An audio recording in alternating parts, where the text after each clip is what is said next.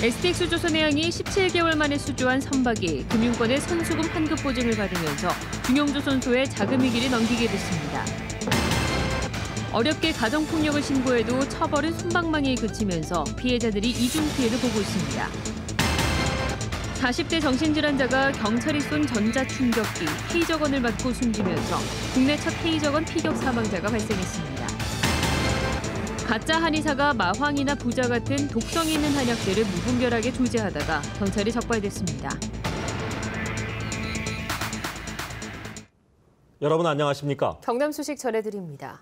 기업 회생 절차를 밟고 있는 STX조선해양이 17개월 만에 수주한 선박에 대해서 금융권의 선수금 환급 보증을 받았습니다. 위기에 몰렸던 중형조선소에 숨통이 트일 것으로 보입니다. 보도에 손은혁 기자입니다. STX조선해양이 수주한 선박은 국내에서 발주한 11,000톤급 석유화학 제품 운반선 4척, 800억 원 규모입니다. 이에 대한 선수금 환급 보증을 산업은행에서 받았습니다. 이 보증은 선주가 조선업체에 주는 선수금을 유사시 대신 갚겠다는 것으로 수주의 필수 조건입니다.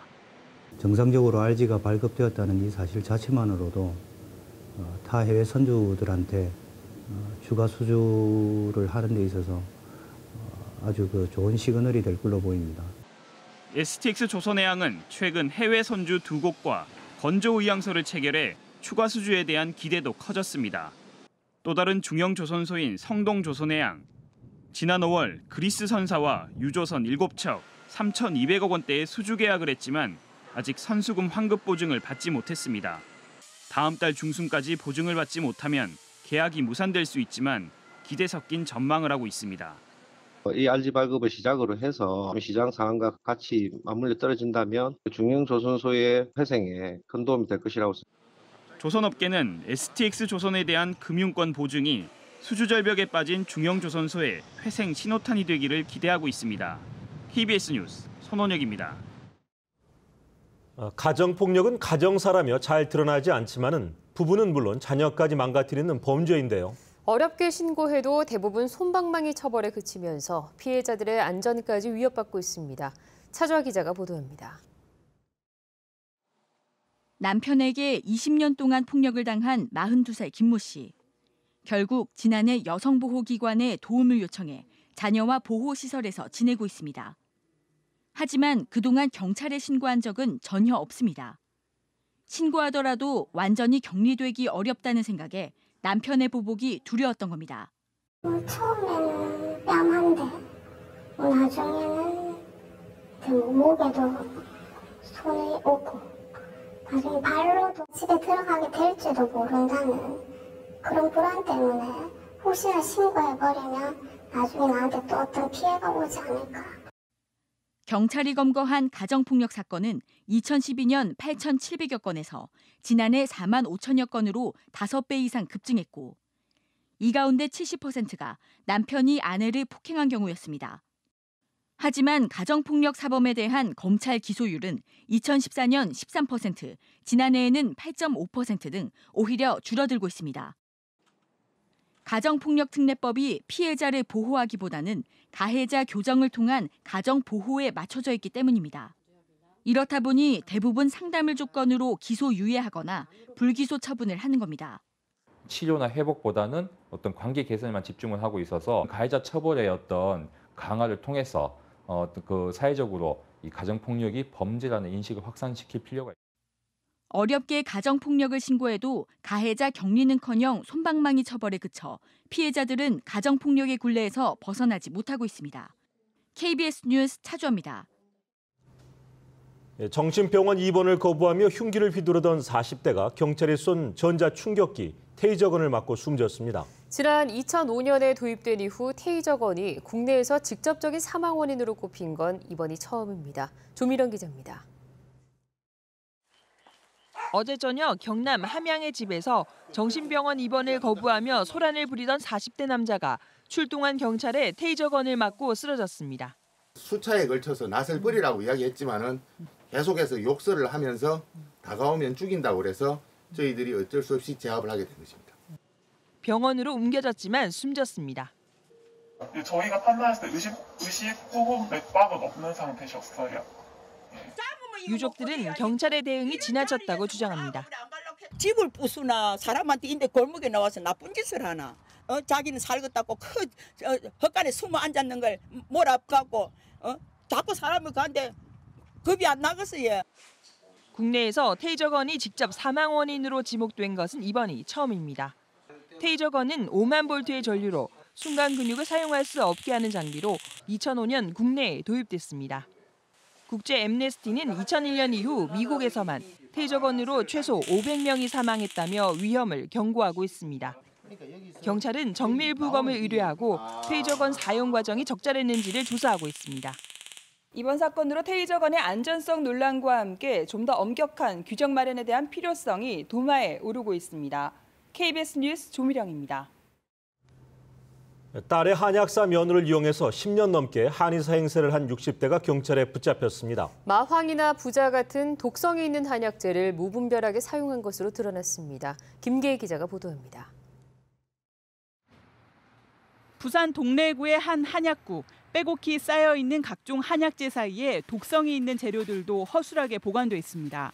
어린이들이 먹는 한약부터 질병을 치료하는 특효 한약까지 판매한다고 써붙였지만 업주는 사실 무자격 가짜 한의사입니다. 66살 이모 씨는 지난 2005년 딸이 한약사 자격을 취득하자 딸 명의로 한약국을 차린 뒤 한의사 행세를 했습니다. 진맥을 하고 한약을 조제해 판매한 겁니다. 환자들 요 방문한 사람들도 처방해주고 과다 복용하면 중추신경을 자극해 사망에 이를 수 있는 마왕 같은 위험한 약재도 무분별하게 사용했습니다. 건강즙을 만든 제조실 위생 상태는 엉망입니다. 썩은 토마토와 명태머리가 지저분하게 쌓여 있습니다. 이 씨는 지난 12년 동안 1,500여 명에게 엉터리 한약을 판매해 3억 원가량을 챙겼습니다. 저희들이 환자들 중에 조사를 했는데 그 한약재를 먹고 한 3일 동안 설사를 하고 병원에 치료를 받는 그런 사례가 있었습니다. 경찰은 이 씨를 보건법 위반 등의 혐의로 구속하고 한약사 명의를 빌려준 딸 38살 이모 씨는 약사법 위반 혐의로 불구속 입건했습니다. KBS 뉴스 김계희입니다. 영남권 소식입니다. 새 정부 들어 가야 역사와 문화에 대한 관심이 커지고 있는데요. 경북 고령에서 대가야의 궁성으로 보이는 유적지가 발굴됐습니다. 가야문화복원 사업에 탄력이 붙을 전망입니다. 보도에 김재노 기자입니다. 20-30m 너비의 빈터에 성벽으로 보이는 터가 드러났습니다.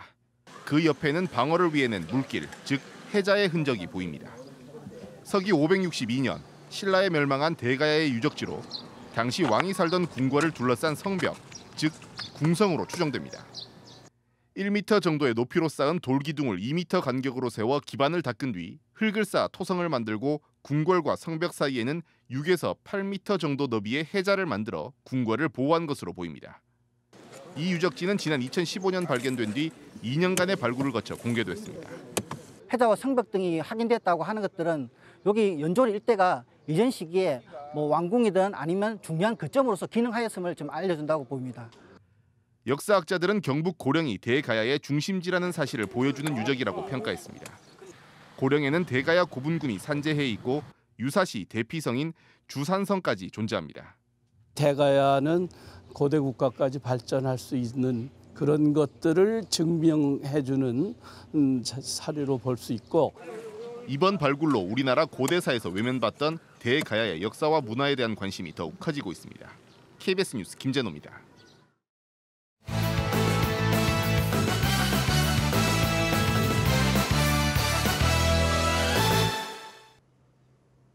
간추린 소식입니다. 경남교육청이 일제고사 방식의 학업 성취도 평가를 폐지합니다. 경남교육청은 학업 성취도 평가 일제고사는 시도교육청과 학교 간 등수 경쟁을 유발해 교육과정 운영에 악영향을 준다며 정부의 방침을 수용해 학업 성취도 평가 일제고사를 폐지한다고 밝혔습니다. 경남교육청은 오는 20일 학업 성취도 평가부터는 중학교 16곳과 고등학교 17곳 등 모두 33개 학교를 대상으로 표지 평가를 시행할 계획입니다. 김해시가 김해 지역을 가야 역사문화도시로 지정 육성해 줄 것을 정부에 건의했습니다.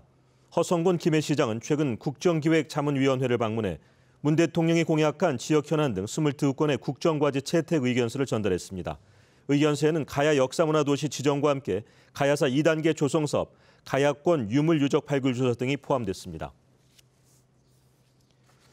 KBS 창원총국과 초록우산 어린이재단이 공동 기획한 와심 이기한 도예 초대전 수익금 1,000만 원이 전달식 오늘 열렸습니다.